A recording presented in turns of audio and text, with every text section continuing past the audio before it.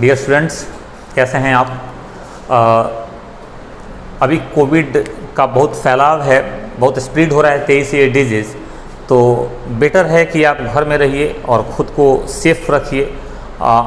हम लोग के जानने पहचानने में ऐसे कई सारे लोग हैं जो कि इन्फेक्टेड हो गए हैं, तो हम लोग उनसे सीख लेना चाहिए और ख़ुद को बचाना आज ज़्यादा इम्पोर्टेंट है।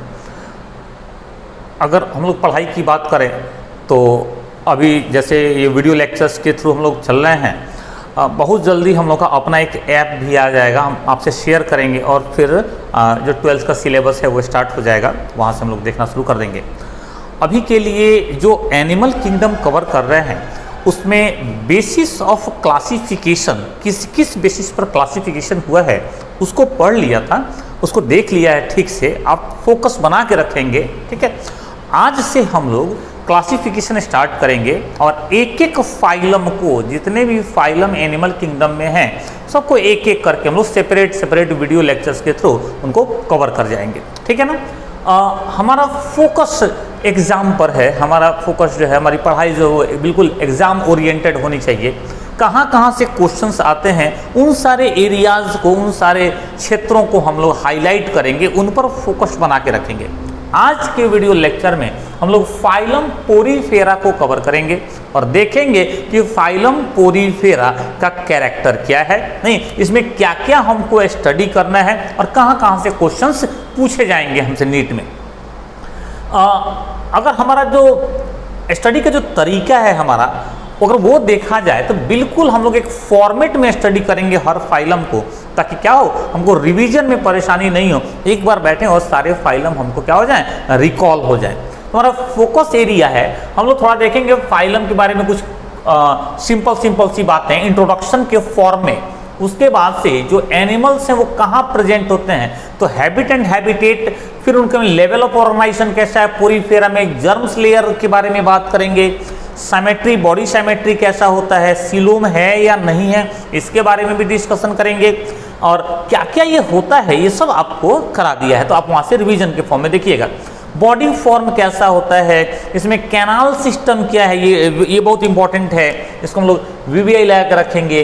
कैनाल सिस्टम क्या होता है, इसमें स्केलेटन क्या होता है, डाइजेशन, रेस्पिरेशन, एक्सक्रीशन कैसे होता है पोरीफेरंस में, और फिर इनमें रिप्रोडक्शन कैसे होता है। तो इन पॉइंट्स में, इन बिंदुओं को हम लोग एक एक करके क्या करने वाले हैं, कवर करने वाले हैं। स्टार्ट करते हैं फाइलम पोरीफेरा को। अगर इंट्रोडक्शन से अगर हम लोग देखें तो सबसे पहले आप इतना समझ के रखेंगे कि फाइलम पोरीफेरा के जो मेंबर्स हैं, इसके जो सदस्य हैं उनको स्पॉन्जेस कहते हैं। कुछ बेसिक पॉइंट्स हैं जिनको तो बिल्कुल भी दिमाग में रखना चाहिए। स्पॉन्जेस कहते हैं। स्पॉन्जेस हैं क्या भाई, तो ये मेंबर हैं, ये सदस्य हैं फाइलम पोरीफेरा के। एक पॉइंट क्लियर हुआ, स्पॉन्जेस किसको कहते हैं, फाइलम पोरीफेरा के मेंबर्स को कहते हैं। क्लियर।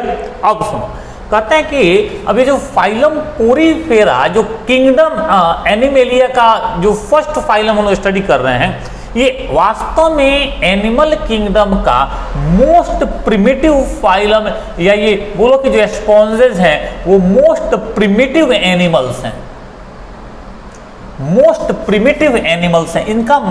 इसका मतलब ये हुआ कि जो एनिमल्स हैं इनमें बिल्कुल ही सिंपल स्ट्रक्चर्स और कैरेक्टर्स प्रेजेंट होते हैं। इनका जो स्ट्रक्चर है वो सिंपल होता है सारे एनिमल्स में, और इनके कैरेक्टर बिल्कुल बेसिक कैरेक्टर होते हैं।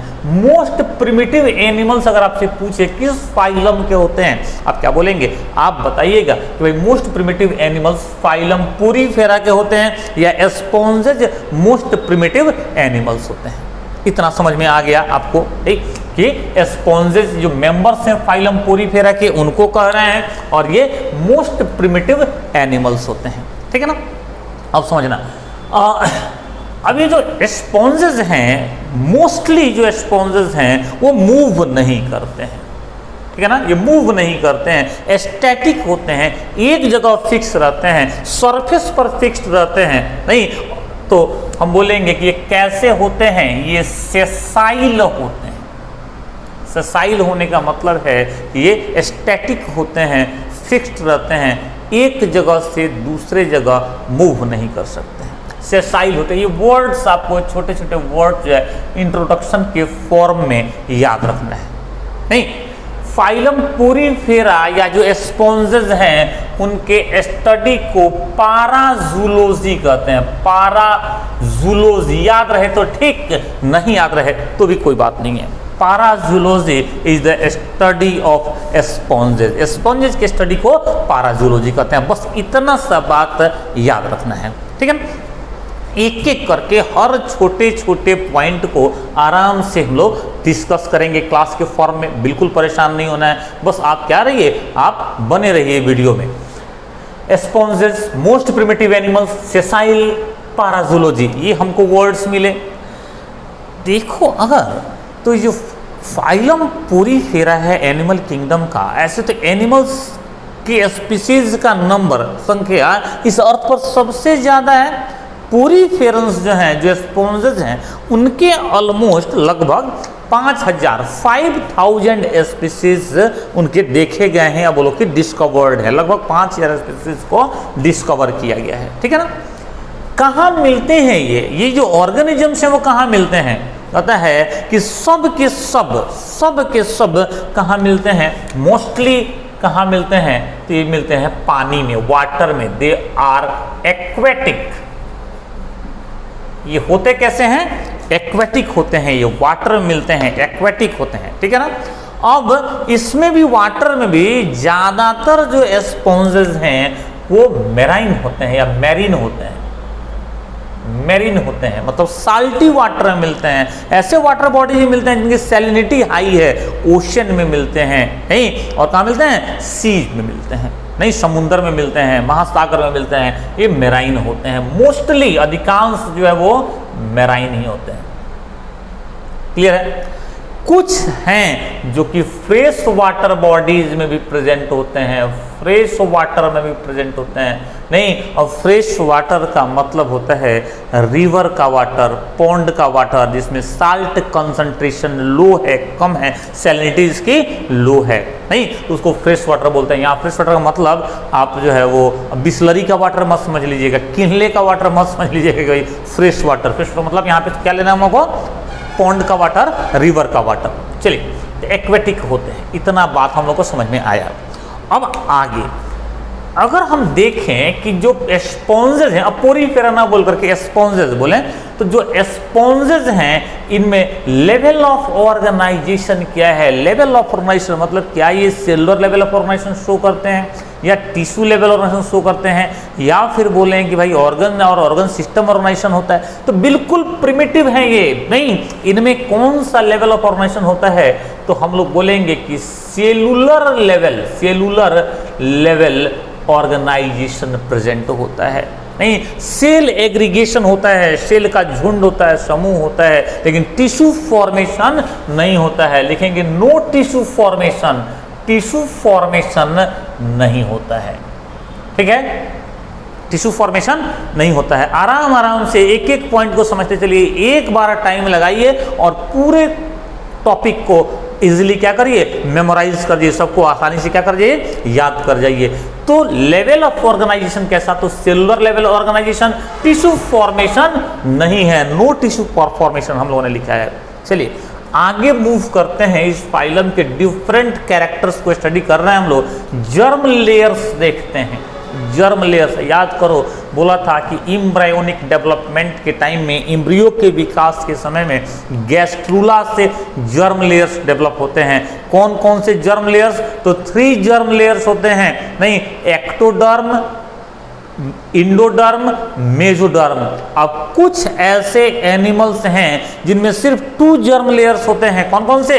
बोलो, एक्टोडर्म एंड इंडोडर्म। बाहरी एक्टोडर्म और अंदर वाला इंडोडर्म। ऐसे एनिमल्स को हम लोग डिप्लोब्लास्टिक एनिमल कहते हैं। और कुछ ऐसे एनिमल्स हैं जिनमें 3 जर्म लेयर्स हैं, आउटर एक्टोडर्म, इनर इंडोडर्म और बीच वाला मेसोडर्म। तो ऐसे 3 जर्म लेयर्स वाले एनिमल्स को क्या कहते हैं हम लोग? इनको बोलते हैं ट्रिप्लोब्लास्टिक एनिमल। साथ साथ हम लोग कैरेक्टर का रिवीजन भी करते चल रहे हैं। तो जर्म लेयर्स की अगर बात हम लोग करें तो आपको याद रखना है कि जो स्पॉन्जेस हैं वो डिप्लोब्लास्टिक होते हैं, डिप्लोब्लास्टिक होते हैं। इसका मतलब क्या हुआ बोलो? इसका मतलब हुआ कि स्पॉन्जेस में कितने जर्म लेयर्स? 2 जर्म लेयर्स होते हैं, 2 जर्म लेयर्स होते हैं स्पॉन्जेस में। और ये 2 जर्म लेयर्स कौन कौन से हैं बताओ? आप बोलेंगे यह है एक्टोडर्म, और सेकंड जर्म लेयर कौन सा है?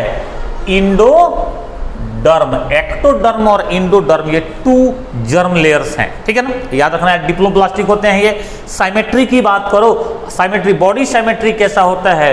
मोस्टली अधिकांश जो हैं मोस्टली एसाइमेट्रिकल होते हैं। आपको याद रखना है मोस्टली कैसे?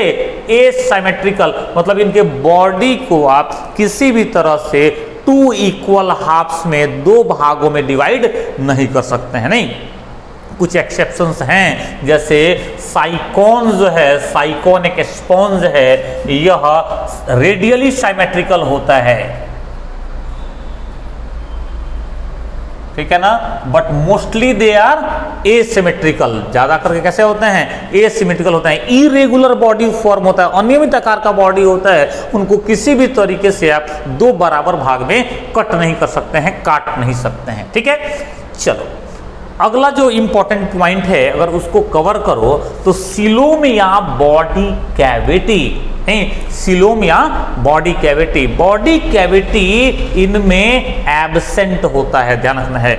नहीं, ये प्रिमिटिव एनिमल्स हैं, मोस्ट प्रिमिटिव हैं ये, इनमें बॉडी कैविटी अभी डेवलप नहीं हुआ है, ठीक है ना? डेवलप नहीं हुआ है तो बोलेंगे बॉडी कैविटी क्या होता है? एब्सेंट होता है। क्लियर है? अब इसके बाद से हम लोग को बॉडी फॉर्म के बारे में पढ़ना है। इसको डिटेल में देखेंगे तो बहुत सारी बातें समझ में आएंगी। इसी बॉडी फॉर्म के स्टडी से हम लोग को कैनाल सिस्टम समझ में आएगा, स्केलेटन कैसा होता है या क्या होता है समझ में आएगा, स्पॉन्जेज में डाइजेशन कैसे होता है, किस टाइप का होता है, रेस्पिरेशन कैसे करते हैं ये, एक्सक्रीशन कैसे करते हैं ये सब बात समझ में आएगा। और फाइनली हम लोग रिप्रोडक्शन को देखेंगे। तो स्टार्ट करते हैं हम लोग बॉडी फॉर्म को। तो बाबू अब इसके बाद हम लोग बॉडी फॉर्म को डिटेल में स्टडी कर रहे हैं और ठीक से यहाँ पर भी फोकस होकर के हमको अच्छे से समझना है इसको।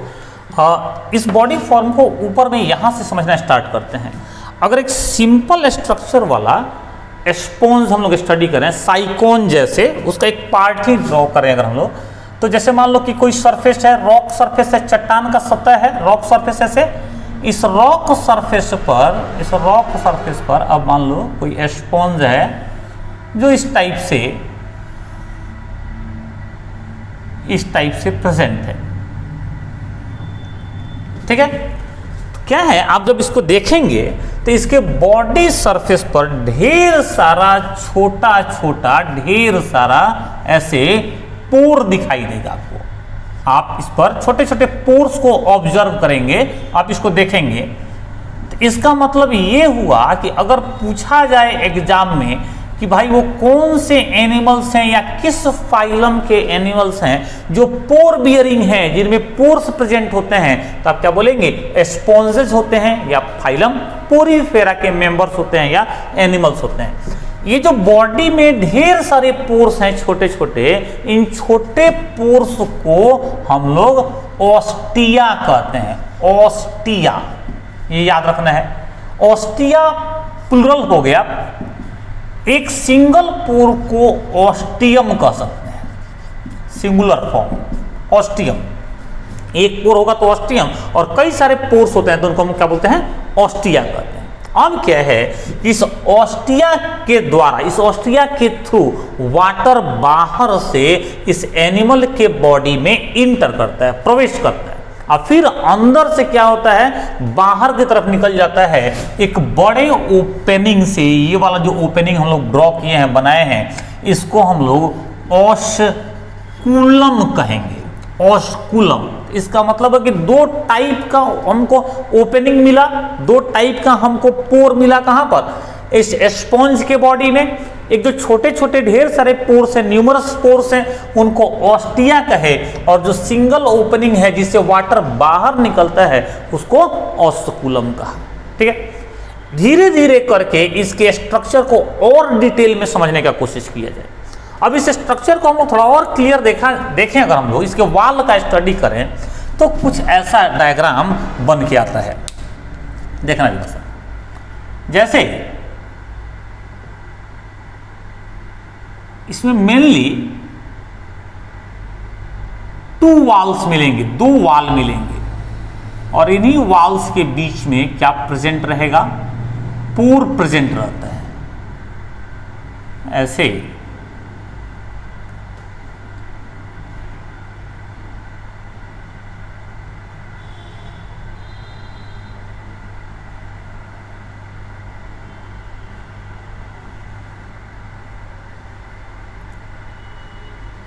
अब देखो जरा सा,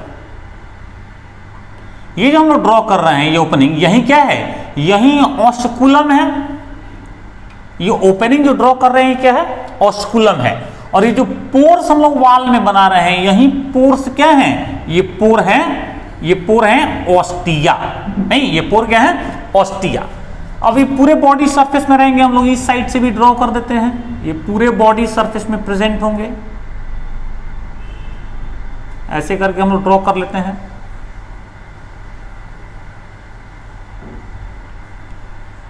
ऐसे करके तो ये स्ट्रक्चर किसका बना बताओ, ये बना स्पॉन्ज का स्ट्रक्चर। अब क्या है कि हम लोग बोले हैं कि इस ऑस्टिया के थ्रू, इस ऑस्टिया के द्वारा वाटर इंटर करता है, ऐसे दिखाएं, वाटर इंटर करता है, और फिर ऑस्कुलम के थ्रू वाटर बाहर निकल जाता है। बीच में, बॉडी के बीच में एक खाली जगह दिख रहा है, ये स्पेस दिख रहा है, होल स्पेस, खाली जगह दिख रहा है, एक कैविटी जैसा स्ट्रक्चर दिख रहा है। इस कैविटी को हम लोग स्पॉन्जोसील बोलेंगे, स्पॉन्जोसील। आप याद रखिएगा, अब 3 टर्म्स आ गए, 3 पॉइंट आ गए। पोर 2 टाइप के, जिससे वाटर अंदर जा रहा है दैट इज कॉल्ड ऑस्टिया, जिससे वाटर बाहर जा रहा है दैट इज कॉल्ड ऑस्कुलम, और जो कैविटी लाइक स्ट्रक्चर है अंदर में, इसको बोल रहे हैं स्पॉन्जोसील। ठीक है ना, अंदर में स्पॉन्जोसील को सेल का एक लेयर लाइन करता है, मतलब सतह पर प्रेजेंट होता है, इनर सरफेस पर प्रेजेंट होता है। उसको कुछ हम लोग इस तरह से ड्रॉ कर सकते हैं, इस तरह से बना सकते हैं। एक सरफेस हो गया, इसमें देखेंगे कि छोटा छोटा फ्लैजला प्रेजेंट होता है, तो ऐसे छोटा छोटा फ्लैजला भी ड्रॉ कर सकते हैं। ये लाइनिंग सेल्स जो हैं वो कैसे सेल होते हैं, तो फ्लैजला वाले सेल्स होते हैं, फ्लैजला प्रेजेंट है। इनको डिटेल में भी ड्रॉ करेंगे, आपको परेशान नहीं होना है, पूरा इनका हम लोग अभी पोस्टमार्टम कर देंगे। देखो जरा, ये छोटे छोटे जो सेल हैं इनमें फ्लैजला लगे हुए हैं, कॉलर सेल बोलते हैं इनको, कॉलर सेल। फ्लैजलर सेल्स जो होते हैं क्या होते हैं, कॉलर सेल होते हैं, या फिर इन्हीं को हम लोग कोआनोसाइट बोलते हैं। ये 2017 के एग्जाम में पूछा गया कि आप बता दीजिए कि जो स्पॉन्जोसील का वाल है, ये जो वाल ऑफ स्पॉन्जोसील हो गया, स्पॉन्जोसील के वाल को लाइन करने वाले सेल कौन से होते हैं, तो हम लोग क्या बोल देंगे, हम लोग बोल देंगे कोआनोसाइट सेल स्पॉन्जोसील के वाल को लाइन करते हैं। और ये जो कोआनोसाइट है, इन सब में क्या, इन सेल में क्या प्रेजेंट रहता है, आप बताएंगे फ्लैजला प्रेजेंट रहता है।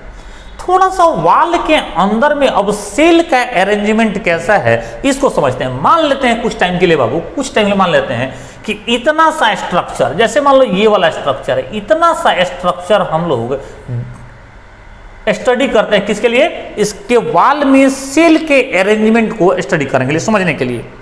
तो जरा देखो, बाहर साइड में, आउटर साइड में, इधर में 2 टाइप ऑफ सेल्स प्रेजेंट होते हैं। एक फ्लैट सेल प्रेजेंट होते हैं, फ्लैट सेल हम लोग ऐसे ड्रॉ कर ले,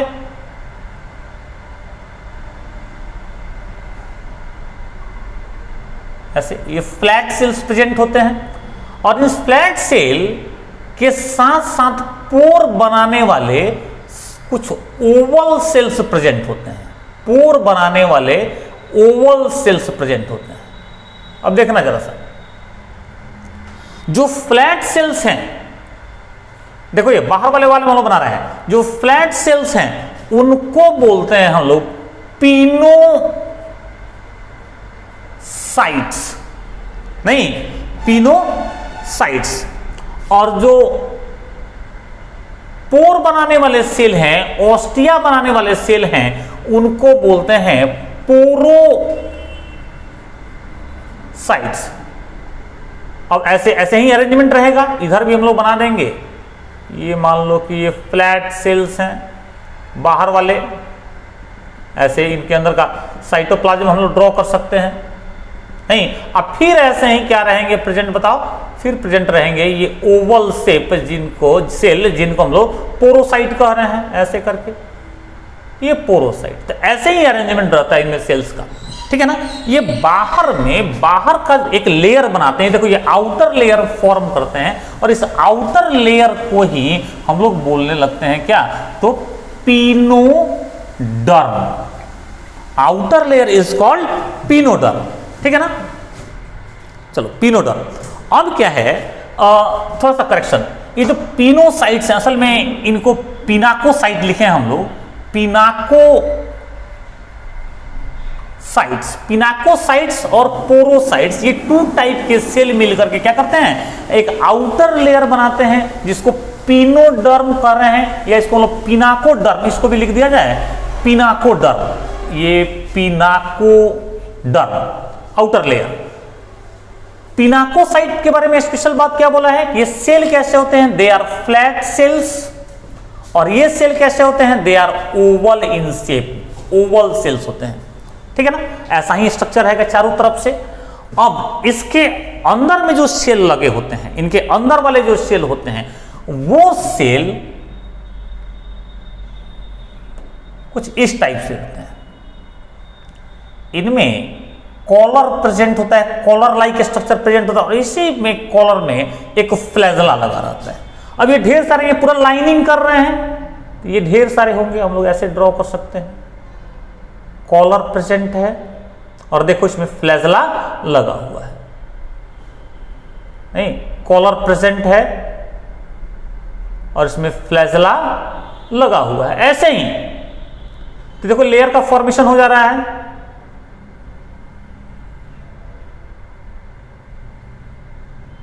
कॉलर प्रेजेंट है और इसमें फ्लैजला लगा हुआ है, देख रहे हैं आप,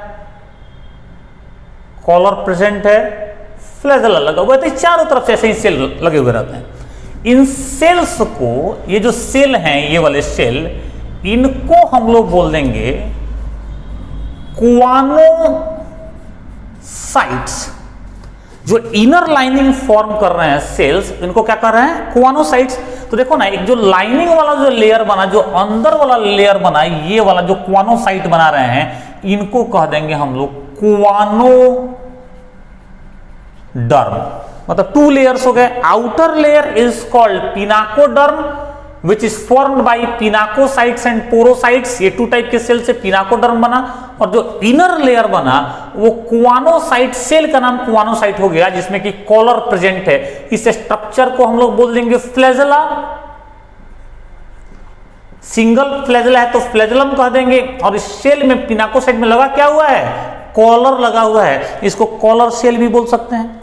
अगर ध्यान से देखो, यही क्वेश्चन पूछा गया था 2017 नीट में कि भाई ये जो लेयर है, ये जो लेयर है किसका, स्पोंजोसील का, उसमें कौन से सेल्स है। तो ये चारों तरफ से रहेगा, तो देखो जरा साथ, ये लेयर बना देगा, नहीं, ये चारों तरफ से क्या बना देंगे, ये क्वानोसाइट से लेयर बना देंगे। तो कौन से सेल है जो लाइनिंग बनाते हैं, जो इनर लेयर बनाते हैं स्पोंजोसील का। तो यहाँ पे आंसर क्या हो जाना चाहिए, क्वानोसाइट हो जाना चाहिए। अब देखो, अब इसके बीच में क्या है, नॉन सेलुलर लेयर। ये देख रहा है ना, ये स्पेस प्रेजेंट है बीच में, दोनों के पिनाकोडर्म और क्वानोडर्म के बीच में स्पेस प्रेजेंट है। इस बीच में क्या रहता है, तो नॉन सेलुलर लेयर रहता है, ठीक है ना। इस नॉन सेलुलर लेयर को, दोनों के बीच में जो लेयर है यहां पर, इसको बोलते हैं मेसोहिल। मेसोहिल। अब देखो, ये हमारे एग्जामिनेशन पॉइंट ऑफ व्यू से बहुत इंपॉर्टेंट है। नहीं, क्यों इंपॉर्टेंट है, क्योंकि इसी मेसोहिल में आपको ध्यान रखना है इसी मेसोहिल में स्केलेटन प्रेजेंट रहता है। किसका? आप बोलेंगे कि पोरीफेरा या स्पॉन्जेज का।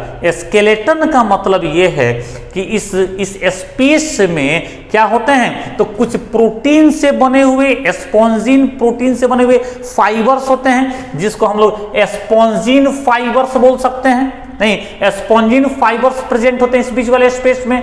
और क्या होते हैं, तो कुछ जो है या तो कैल्शियम कार्बोनेट से या सिलिका से बना हुआ कुछ इसमें स्पाइक्यूल्स प्रेजेंट होता है। इसी में कुछ ऐसे ऐसे ऐसे स्पाइक्यूल्स प्रेजेंट होते हैं। हम लोग अगर दिखाने की कोशिश करें तो ये जैसे मान लो कि ये स्पॉन्जिन हो गया, और ये जो स्ट्रक्चर है ये क्या हो गया, स्पाइक्यूल्स हो गए। नहीं, ढेर सारे होंगे तो स्पाइक्यूल्स हो जाएंगे, अलग अलग तरह के होते हैं ये। स्पॉन्जिन और स्पाइक्यूल्स ये क्या बनाते हैं, स्केलेटन बनाते हैं। स्केलेटन बनाते हैं किसका, आप बोलेंगे स्पॉन्जेस का।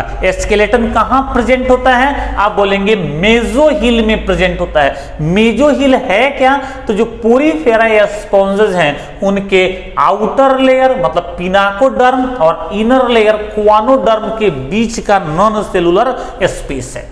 ठीक है ना। इसी में क्या होता है, स्केलेटन प्रेजेंट होता है। स्केलेटन में क्या, तो कैल्शियम कार्बोनेट, कैल्केरियस बोलते हैं इसको, कैल्शियम कार्बोनेट या फिर सिलिका से, सिलिकेशियस भी बोलते हैं, सिलिका से बना स्पाइक्यूल्स प्रेजेंट होते हैं। और साथ साथ उनके साथ क्या और क्या हो सकते हैं, तो स्पॉन्जिन फाइबर्स हो सकते हैं। स्पॉन्जिन फाइबर किससे बने होंगे, तो प्रोटीन से बने होंगे, ये ध्यान रखना है। साथ ही साथ इस लेयर में यहां पर कुछ अमीबॉइड सेल्स भी हो सकते हैं, अमीबियस सेल्स हो सकते हैं। जैसे हम लोग बताएं यहां पर कुछ अमीबॉइड सेल्स, इरेगुलर स्ट्रक्चर के सेल्स प्रेजेंस हो सकते हैं। इनको मीबोसाइट्स कह देंगे। ये भी एक क्वेश्चन हो सकता है, आपसे क्वेश्चन करेगा एमीबोसाइट्स कहां प्रेजेंट होते हैं, ये भी कहां प्रेजेंट होता है, मेसोहिल में। तो मेसोहिल जो मिडिल लेयर है उसमें क्या क्या इंपॉर्टेंट बात निकल के आया, तो बोलेंगे कि मेसोहिल मिडिल लेयर है which is present between outer pinacoderm and inner choanoderm. इस मेसोहिल में सेल अगर कौन से हैं, तो आप बोलेंगे अमीबोसाइट्स जहां तहां प्रेजेंट होता है। लेयर नहीं है, जहां तहां स्कैटर्ड फॉर्म में, बिखरे हुए फॉर्म में प्रेजेंट हो सकते हैं। और उनके साथ साथ स्केलेटन जो स्पॉन्ज का है वो प्रेजेंट होता है। स्केलेटन में स्पाइक्यूल्स प्रेजेंट हो सकते हैं। स्पाइक्यूल्स किससे बनेंगे, तो या तो कैल्शियम कार्बोनेट के बने होंगे, कैल्केरियस होंगे, या फिर सिलिका से बने होंगे। और इनके साथ क्या हो सकते हैं, तो स्पॉन्जिन फाइबर्स हो सकते हैं। जो स्पॉन्जिन फाइबर बेसिकली क्या होते हैं, दे आर प्रोटीन, वो प्रोटीन होते हैं। क्लियर है इतना। अब चलो हम लोग स्केलेटन के बारे में क्लियर कट जान गए, सेल्स के बारे में जान गए, स्ट्रक्चर जान गया। अब चलो ये भी पूछे कि भाई किस सेल में फ्लैजेलम प्रेजेंट होते हैं, तो ये कौन से सेल हैं जिसमें फ्लैजेलम प्रेजेंट है, बताओ। क्वानोसाइट्स जो अंदर वाले सेल है उनमें फ्लैजेलम प्रेजेंट होता है। क्वानोसाइट में क्या प्रेजेंट होता है, तो कॉलर प्रेजेंट होता है। ये छोटे छोटे से इंफॉर्मेशन हैं जो आपको ध्यान में रखना है स्ट्रक्चर में, और तब इन्हीं से क्या हो जाएगा, इन्हीं से बाकी सारी बातें भी हमको समझ में आएंगी। नहीं देखो जरा सा, ये जो ऑस्टिया फॉर्मिंग सेल्स हैं, ऑस्टिया बनाने वाले जो सेल्स हैं, उन्हीं को हम लोग क्या कह रहे हैं, पोरोसाइट कह रहे हैं। इसी ऑस्टिया से स्पॉन्जोसील में क्या इंटर कर रहा है, वाटर इंटर कर रहा है। ठीक है ना। तो देखो जरा सा, आउटर साइड से मतलब बाहर से वाटर कहां पहुंचा, ऑस्टिया में, और फिर ऑस्टिया से वाटर कहां पहुंच रहा है, देखो जरा सा, तो ऑस्टिया से वाटर कहां पहुंच रहा है, स्पॉन्जोसील में, तो लिखेंगे स्पॉन्जोसील में पहुंच रहा है। नहीं, और फिर स्पॉन्जोसील से वाटर कहां जा रहा है, बाहर की तरफ जा रहा है। किसके थ्रू जा रहा है, बताओ, ऑस्कुलम के थ्रू जा रहा है, ऑस्कुलम के थ्रू जा रहा है। नहीं, ये जो पूरा एक सिस्टम डेवलप हुआ, ये किस बात का सिस्टम डेवलप हुआ, देखो ना जरा सा, ये सिस्टम डेवलप हुआ वाटर ट्रांसपोर्ट का, वाटर ट्रांसपोर्ट सिस्टम डेवलप हुआ। देखो यहां पर वाटर ट्रांसपोर्ट सिस्टम, ये डेवलप हुआ वाटर ट्रांसपोर्ट सिस्टम। इसी को हम लोग स्पॉन्जेस में क्या बोलते हैं, कैनाल सिस्टम बोलते हैं। इसको स्पॉन्जेस में हम लोग क्या कर रहे हैं, कैनाल सिस्टम कर रहे हैं। ठीक है ना। कैनाल सिस्टम हम लोग समझ पाए कि कैनाल सिस्टम क्या है, तो ये वाटर ट्रांसपोर्ट सिस्टम है स्पॉन्जेस में, ये बहुत इंपॉर्टेंट है, ठीक है ना। स्पॉन्जेस में वाटर ट्रांसपोर्ट सिस्टम, एक एक पॉइंट को आराम आराम से आप याद करते चलिएगा, ठीक है ना। चलिए, अब इस वाटर ट्रांसपोर्ट सिस्टम का बड़ा वैल्यू है, नहीं बड़ा वैल्यू है। एक तो वाटर का यहाँ पे तो जो सर्कुलेशन चल रहा है वो तो है ही, आखिर बेनिफिट क्या है इसका, तो जरा सोचना।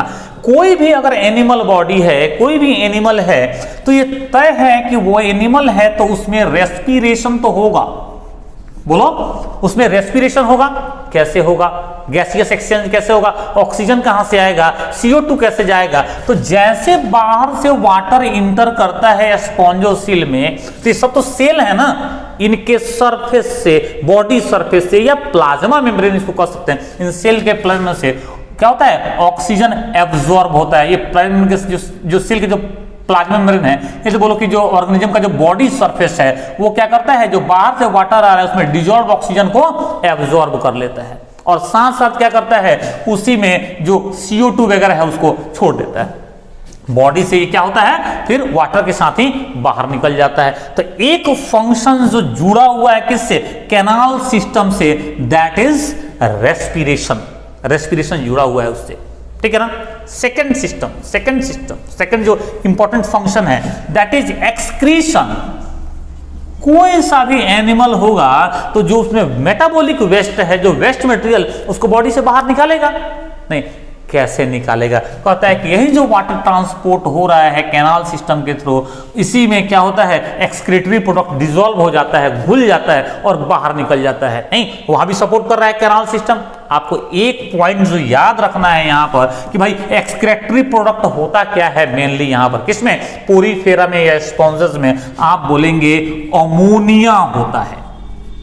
Ammonia is the chief excretory product in sponges. Ammonia इसको याद रखिएगा, ठीक है ना। अमोनिया क्या है, मेन एक्सक्रीटरी प्रोडक्ट है। इसका एक्सक्रीशन भी ये बॉडी से बाहर कैसे निकल जाता है, तो इसी वाटर करंट के साथ बाहर निकल जाता है। ये जो फ्लैजलम प्रेजेंट है, जो फ्लैजला जो प्रेजेंट है, ये क्या करते रहते हैं, अपवर्ड मूव करते हैं, नहीं ऊपर की तरफ मूव करते हैं, ये सब ऊपर की तरफ मूव करते हैं। जैसे जैसे ऊपर की तरफ ये ऐसे मूवमेंट करेंगे तो क्या करता रहता है, वाटर को बाहर की तरफ ये निकालने में सपोर्ट करते रहते हैं। क्लियर हुआ ये। तो रेस्पिरेशन कैसे होता है ये समझा, एक्सक्रीशन कैसे होता है ये समझा, रिप्रोडक्शन में भी हेल्प करते हैं। आगे हम लोग बात करेंगे रिप्रोडक्शन का, ये रिप्रोडक्शन में भी हेल्प करते हैं। Before that one more function that is digestion.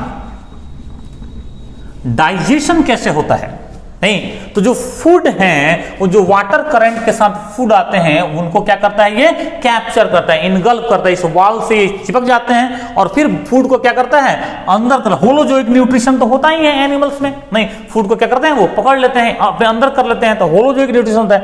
जैसे ही फूड पहुंचता है, ध्यान समझिएगा, अब डाइजेशन का दो तरीका होता है।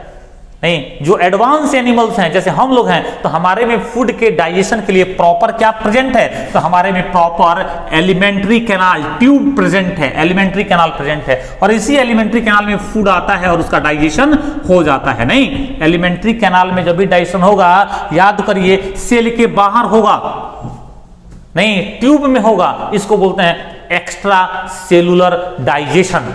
सेल के बाहर डाइजेशन हो रहा है, जब डाइजेशन कंप्लीट हो जाएगा सेल एब्जॉर्ब कर लेगा, नहीं माइक्रोमोलिक्यूल्स को। यहां पर स्पॉन्जेज में डाइजेस्टिव सिस्टम कहां है, जब डाइजेस्टिव सिस्टम है ही नहीं, कोई सिस्टम नहीं बना है, टिश्यू तो बना ही नहीं है, सिस्टम का तो बात छोड़ो, जब डाइजेस्टिव सिस्टम नहीं है तो डाइजेशन कैसे, तो डाइजेशन सेल में होगा। और कहां होगा, डाइजेशन कहां होगा, सेल में होगा। तो आप बोलेंगे जब भी सेल में डाइजेशन होगा तो उसको बोल देंगे intra cellular digestion. One more question clear कर रहे हैं हम लोग, आंसर कर रहे हैं उसका हम लोग कि डाइजेशन कैसा होता है स्पॉन्जेस में, तो इंट्रा सेलुलर डाइजेशन होता है। चलो इतना क्लियर हुआ, ढेर सारे क्वेश्चंस का आंसर हम लोगों ने निकालने का कोशिश किया है। देखो यहाँ पे बॉडी फॉर्म देखा, बॉडी वॉल कैसे होता है, ये बॉडी वॉल देखा, इसके डिफरेंट लेयर्स को देखा, कैनाल सिस्टम देखा, स्केलेटन देखा, डाइजेशन देखा, रेस्पिरेशन देखा, एक्सक्रीशन देखा, बचा क्या, बचा सिर्फ रिप्रोडक्शन। नहीं बचा इसमें रिप्रोडक्शन। आपको क्या करना है, अब थोड़ा सा समझिएगा, रिप्रोडक्शन के 2 मेथड्स हैं, रिप्रोडक्शन के कितने मेथड्स हैं? रिप्रोडक्शन के 2 मेथड्स हैं। बताओ कौन कौन से मेथड्स हैं रिप्रोडक्शन के? Asexual reproduction and sexual reproduction. दोनों ही मेथड मिलते हैं किसमें?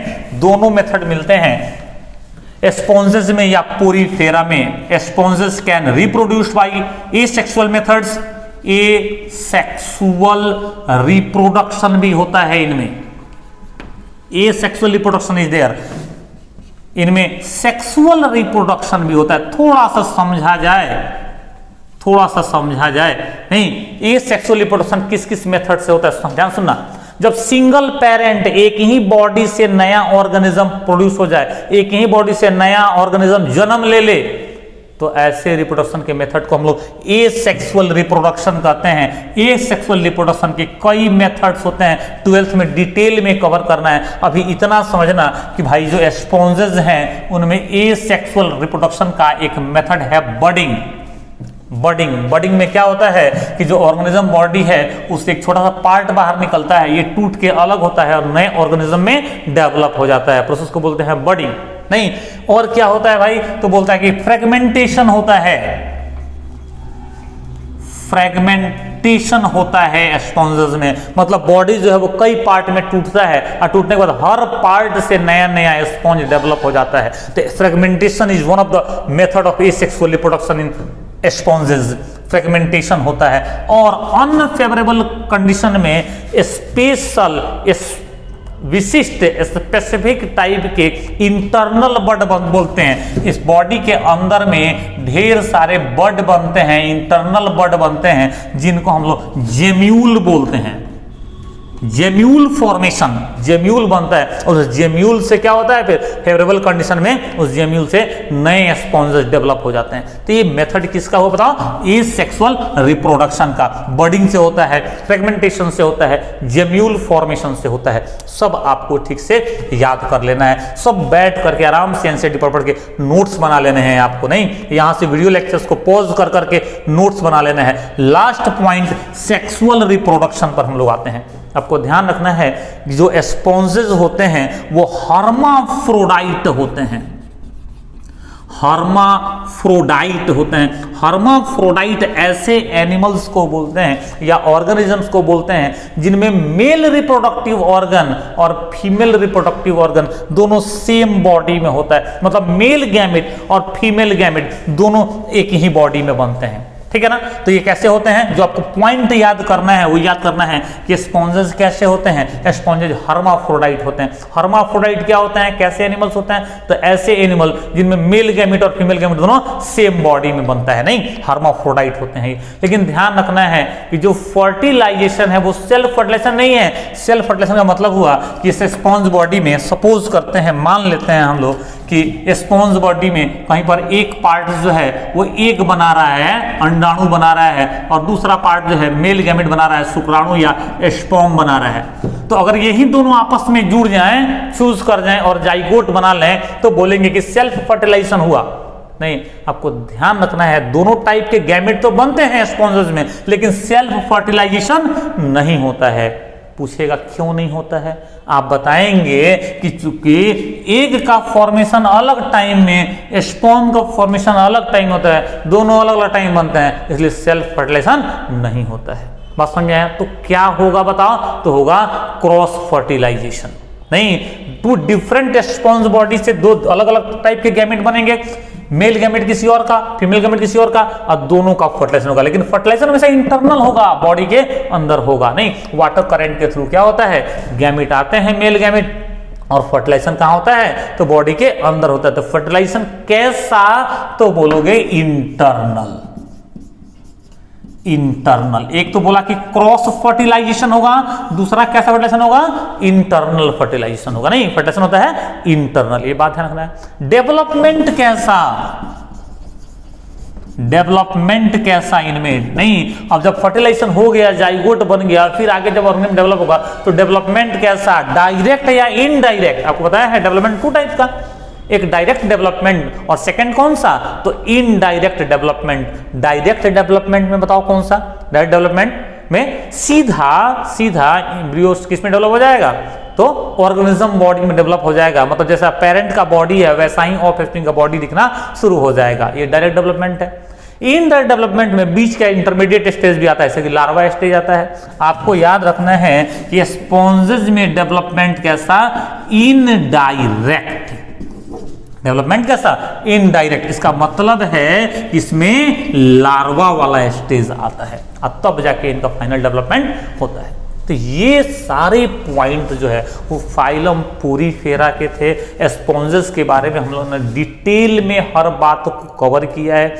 आपके लिए जो याद करने लायक बात है, जो ध्यान देने लायक बात है, वो ये है, आप बताएंगे कि भाई जो स्पॉन्जेस हैं वो पोर बियरिंग एनिमल्स हैं। रिकॉल कर लो एक बार मेरे साथ, पोर बियरिंग एनिमल्स हैं, मतलब पोर वाले एनिमल्स होते हैं। पोर 2 टाइप्स के होते हैं, जिनसे वाटर अंदर जाता है वो ऑस्टिया, जिनसे बाहर निकलता है वो ऑस्कुलम होता है। इनके वाल को स्टडी करते हैं तो वाल में 2 लेयर्स होते हैं। नहीं, जो बाहर वाला लेयर है पिनाकोडर्म, इसमें 2 टाइप ऑफ सेल्स हैं। पिनाकोसाइट जो फ्लैट सेल्स हैं, और सेकंड कौन से बताओ, तो पोरोसाइट जो ओवल सेल्स हैं। ये दोनों मिलकर के पिनाकोडर्म का फॉर्मेशन कर देते हैं। पोरोसाइट सेल्स है जो क्या बनाते हैं, ऑस्टिया बनाते हैं। फिर बताया कि जो इनर लेयर है वो कुआनोडर्म उसको बोलते हैं, और कुआनोसाइट सेल्स का नाम क्या है, कुआनोसाइट्स, उनसे फॉर्म होता है। कुआनोसाइट कैरेक्टरिस्टिक्स है, कुआनोसाइट्स का प्रेजेंस कैरेक्टरिस्टिक्स है किसका, स्पॉन्जेज का। स्पेशल सेल्स होते हैं, इसमें कॉलर प्रेजेंट होता है और उसमें सिंगल फ्लैजेला प्रेजेंट होता है। ये ध्यान रखेंगे। नहीं, अंदर वाला जो कैविटी है उसको स्पॉन्जोसील कहते हैं। बोला कि 2017 में क्वेश्चन पूछा गया कि स्पॉन्जोसील का लाइनिंग कौन फॉर्म करता है, माने अंदर वाला लेयर कौन फॉर्म करता है, तो यही क्या कौन फॉर्म करते हैं, कुआनोसाइट्स फॉर्म करते हैं। ये याद रखना है। कैनाल सिस्टम बहुत इंपॉर्टेंट है। कैनाल सिस्टम आपको ध्यान रखना है। कैनाल सिस्टम यहाँ पर बहुत इंपॉर्टेंट है। इसी सिस्टम के थ्रू रेस्पिरेशन में सपोर्ट हो रहा है, एक्सक्रीशन सपोर्ट हो रहा है, रिप्रोडक्शन में सपोर्ट हो रहा है, नहीं इवन कि जो फूड पार्टिकल्स आते हैं उसमें सपोर्ट हो रहा है, तो याद रखना है। और रिप्रोडक्शन आपको दिमाग में रखना है, स्पेशली जो सेक्सुअल रिप्रोडक्शन में हर्माफ्रोडाइट्स की बात हम लोग किए हैं वो ध्यान रखना है। डेवलपमेंट कैसा होता है, इनडायरेक्ट होता है। तो ये ऑल टुगेदर आपका क्या कंप्लीट हो गया, बताओ। ये कंप्लीट हो गया आपका फाइलम पोरीफेरा। ठीक है, नेक्स्ट वीडियो लेक्चर में हम लोग अगले फाइलम को कवर करते हैं। Thank you, good luck, run fast for better life.